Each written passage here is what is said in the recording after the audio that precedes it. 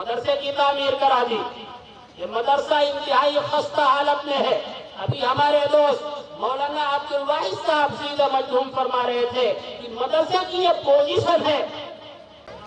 یہ ہمارے لیے شرم کی بات ہے کہ ہم نمائش کے لیے اور نام کے لیے تو موٹی موٹی رقمیں چندے میں پیش کر دے، لیکن جہاں بنیادی ضرورت ہے، جہاں طالبان علوم نبوت آ کر اللہ کا کلام پڑھتے ہیں، اس کی یہ پوزیشن ہو کہ دیکھنے والا کہنے لگے کہ کیا حالت ہے مدرسے کی. پوزیشن نہیں ہونی چاہیے میرے بزرگوں دوستوں.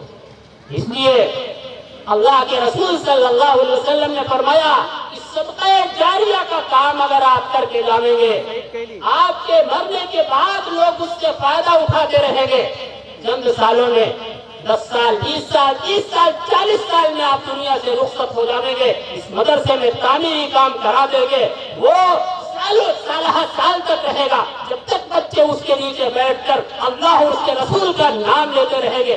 آپ کی قبر میں اللہ رب العالمین راحتوں کی بارش، رحمتوں کی بارش برساتا رہے گا. آپ کے عمل نامے میں نیکیاں درج ہوتی رہے گی.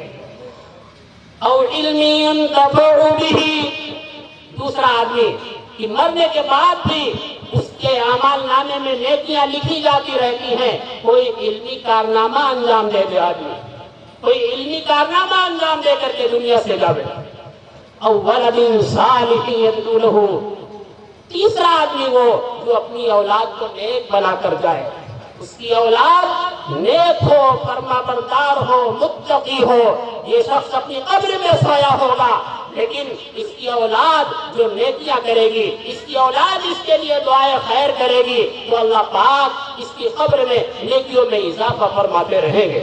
اس لیے ہماری اور آپ کی ذمہ داری ہے کہ اپنی اولاد کو دین کی بنیادی تعلیم دیں، ان کو دین کا مخلص اور سچا خادم بنائے اور ان کو قرآن پاک کی تعلیم سے روشناس کرے. اللہ کے رسول صلی اللہ علیہ وسلم نے فرمایا ادبوا اولادکم علی 3 خصال حب نبیکم وحب اہل بیتہ وتلاوت القرآن. اپنی اولاد کو 3 باتوں کا عادی بناؤ.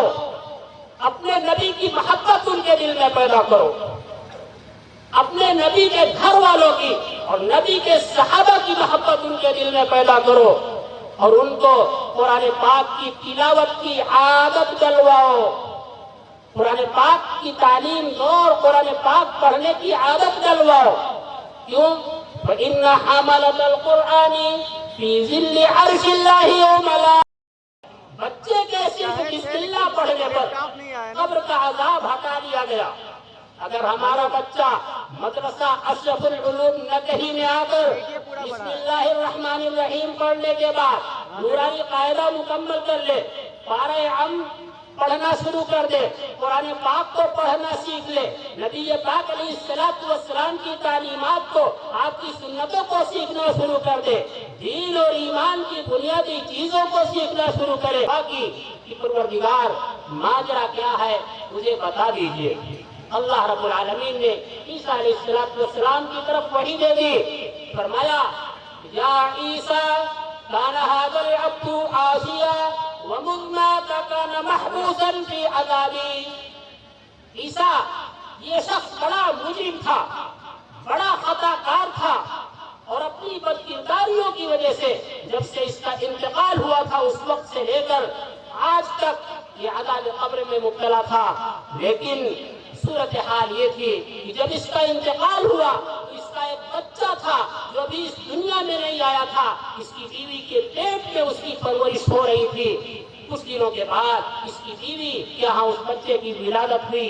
بیوی نے اس کی دیکھ ریکھ کی، اس کی پرورش کی. وہ جب تھوڑا سا ہوشیار ہو گیا تو دین کی تعلیم دینے والے جو استاذ تھے ان استاذ کے پاس اس بچے کو پہنچایا کہ حضرت اب اس کو آپ دین کی تعلیم دیجئے. فَلَقَّنَهُ الْمُعَلِّمُ بِسْمِ اللَّهِ الرَّحْمَنِ الرَّحِيمِ فَاسْتَحْيَيْتُ مِنْ عَبْدِي أَنْ أُعَذِّبَهُ بِنَارِي فِي بَطْنِ الْأَرْضِ وَوَلَدُهُ يَذْكُرُ اسْمِي عَلَى وَجْهِ الْأَرْضِ. اللہ نے فرمایا کہ جب وہ بچہ پہلے دن استاذ کے سامنے بیٹھا تو استاذ نے اس کو جو پہلا سبق پڑھایا وہ فرمایا کہ پڑھو بیٹے بسم اللہ الرحمن الرحیم.